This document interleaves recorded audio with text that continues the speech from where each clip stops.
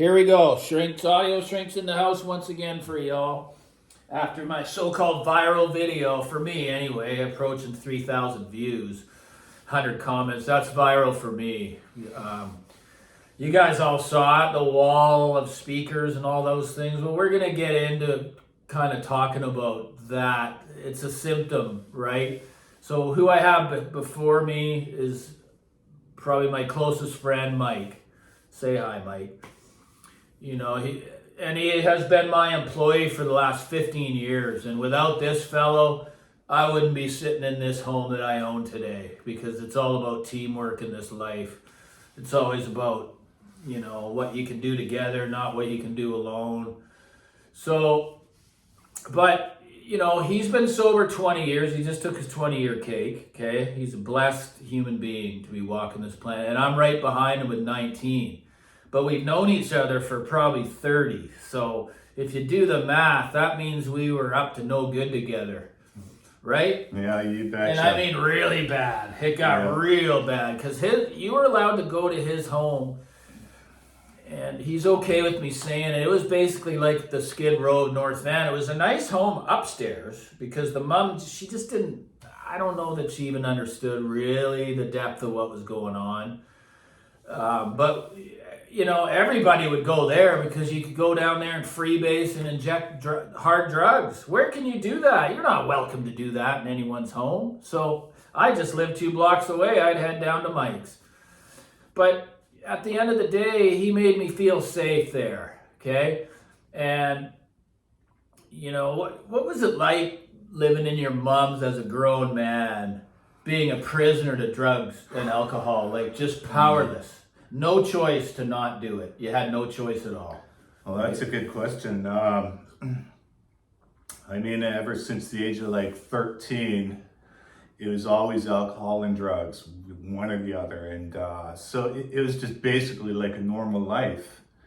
But there's the times when it was fun, and then the times when it was a frickin' nightmare, like when I was really held prisoner by the hard drugs. And that was just it wasn't a life, it was an existence. It was a very dark, lonely existence, even though I had people around me. It was just a freaking nightmare. And that's like day after day after day after day for 12 freaking solid years. That's a lot of life. Man, I spent a lot of time down there doing it, basically dying, But we're blessed today, 20 years, 19 years, that we can come on here. And this is why I did the channel, because I wanted to get out of self and try to help others.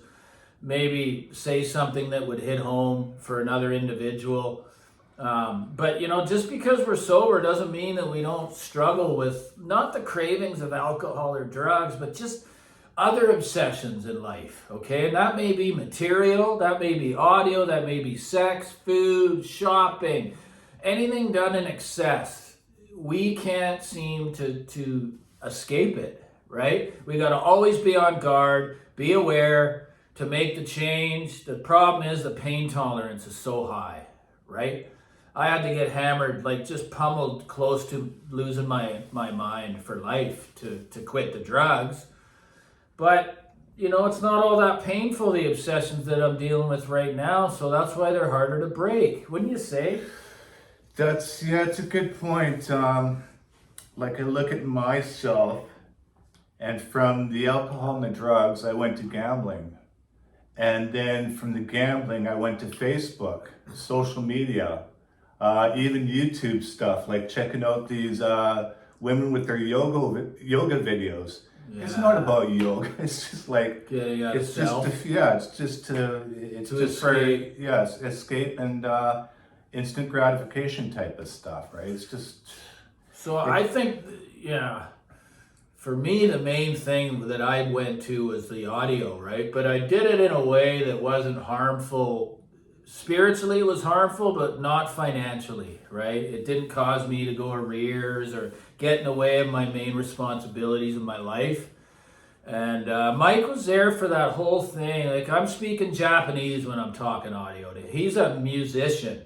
He plays instruments. He doesn't, chase audio components. It's insane to a lot of people. This is a very small niche hobby.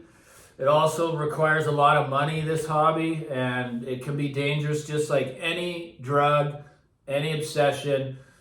But he was always graceful with me. He'd see me when I was in it, constantly looking at my phone, right? Oh, it was torture. But did I change though? Oh yeah, definitely. Over time, it's just like each of us have our own individual journey, and it takes what it takes to initiate that change. And like you stated, like talking like a foreign. I tried to listen, and I tried to listen, and it's just like, okay, yeah. Eventually, just like turn up the radio or something in the truck. But anyways, it's all about just moving forward and finding that peace and serenity that we know is there. It's there for us. There's nothing wrong with having a high-end stereo. I love it. I come home, I was playing it before he got here. I love it. It's just, I had to figure out how, it's so selfish and self-absorbing, right? To chase this shit when I could be helping other people with how I got out of what almost killed me, right? And that's why I'm called the audio shrink, because I go deeper than just stereo components, right? So, tonight we haven't seen each other in a bit. He's actually taken a year off. I've allowed another fellow that trying to help him change his life. He's a young guy. He's 29. I love him. He's like it's like my son kind of deal. And he's working out really good, and he's quitting smoking, he's getting his license, he's doing things that I'm telling him to do, right? Like I'm mentoring him. That's what I want to do in my life. That's how I give back at the highest level, is employ people, teach them, responsibility, try to. You did that for me. This guy never worked till I knocked on the door. I don't know how old you were, 42 or some shit? About that, yeah. But 42. He just became a guy that I could trust with my fucking work truck, and trust him with all my tools. He treats everything like they're his own. Again, you're not going to find that, guys. That's why I've kept the business very simple, because I can't imagine having all these trucks out on the road, people chucking your tools around. That's why the tools I have last for years. I can see why the battery tools are in the shop, because when you throw them around, it jars the microchip inside. You just gotta take care of everything in life. So we're going together he's taking me to the hockey game tonight. And I'll take him for dinner. And, the friends we have in our life now compared to what they were like, sadly, most of them are dead, and that's the reality of it, including my own brother, my father, all from the disease of alcoholism and addiction. He's lost very close friends as well. He knew my brother. And, to be able to have real friends where there's actual love, like you really have genuine care and concern and love for another human being like you've never had. And you don't need many of those in your life. It's just, these Facebooks and these things where you got all these so-called friends. They're not your friends. Are they going to be there when you're in the hospital and put a magazine on your lap? Probably not, right? So we see the world with a different pair of glasses today. I'm almost like a male Karen. Karens are people that get into others' business that they think are doing wrong and shit. And I have to step back at times. It's hard though, right? Because it seems like nothing can get past me. Like I notice the details, right, Mike? Like I do. Accountability to police. That'd be a wicked YouTube channel, guys. That's my next channel. We're gonna fucking film litterers and stuff and cause conflicts. And guess what? That would get more views than this channel, because people want to see conflict. They want to see violence. It's a sick world. It's a sick world. What can you do for your fellow man today? Or woman or child, right? This guy runs a step group every Friday. He's helped change people's lives that are sober today, and sober fathers, and just really learning at a late in life that it's all about helping people.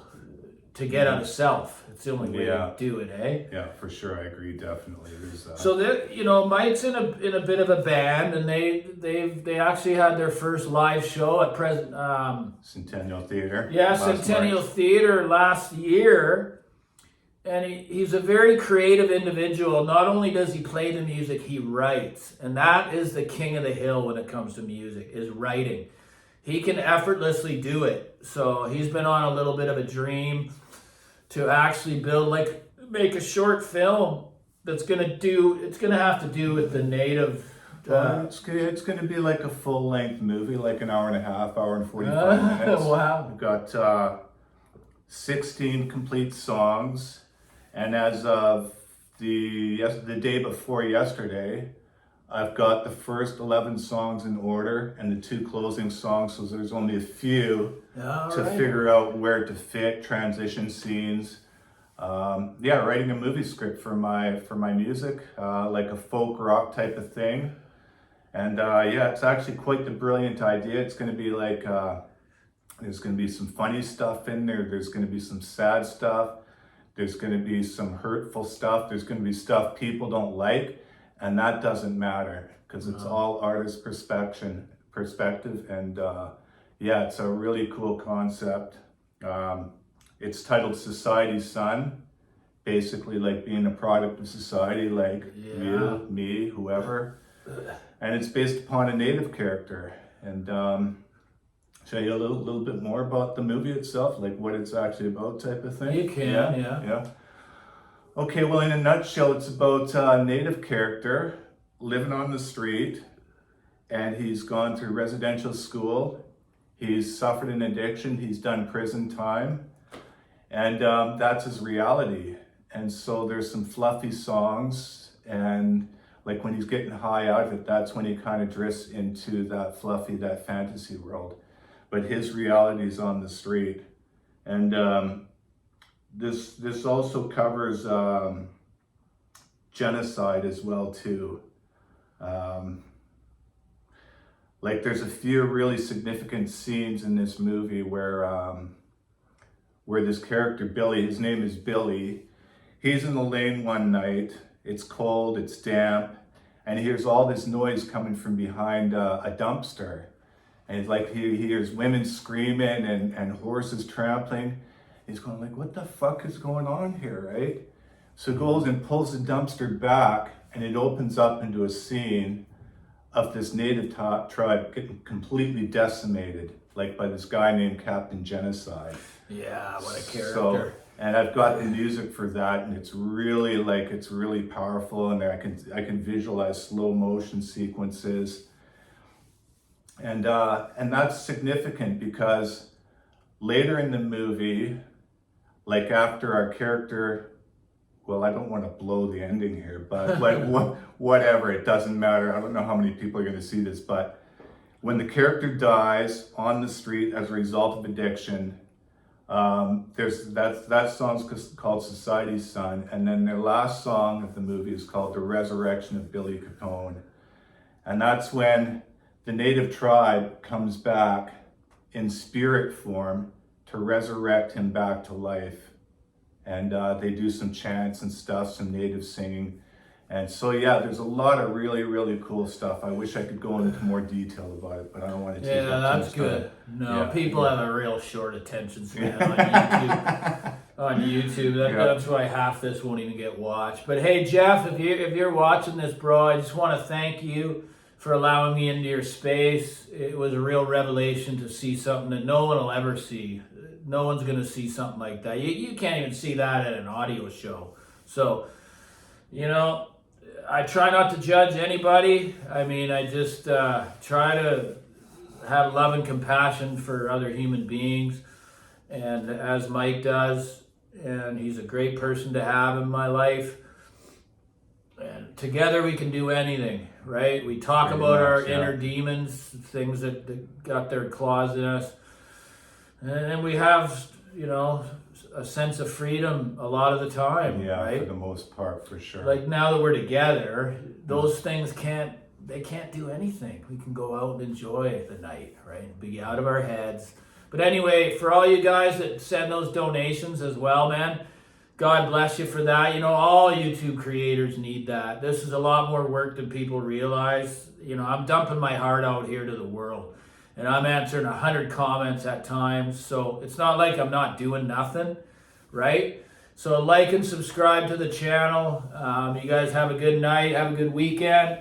Shrink loves you. Say bye, Mike. All right, and just one more little thing. Like considering where me and Dave were 20 plus years ago to where we are today, he's got this beautiful home, he's got a business, he's got great people in his life, myself as well too. You know, I've got my own home, I pay my own bills, I've got a great life, I've got my health. That's a statement in itself that a clean and sober spiritual way of life does work, and it will work if we apply ourselves to the best of our ability. So thanks for having me. Yeah, Dave. thanks for Right being on. a guest with Right on. Audio Shrink, man. Take care. See you guys.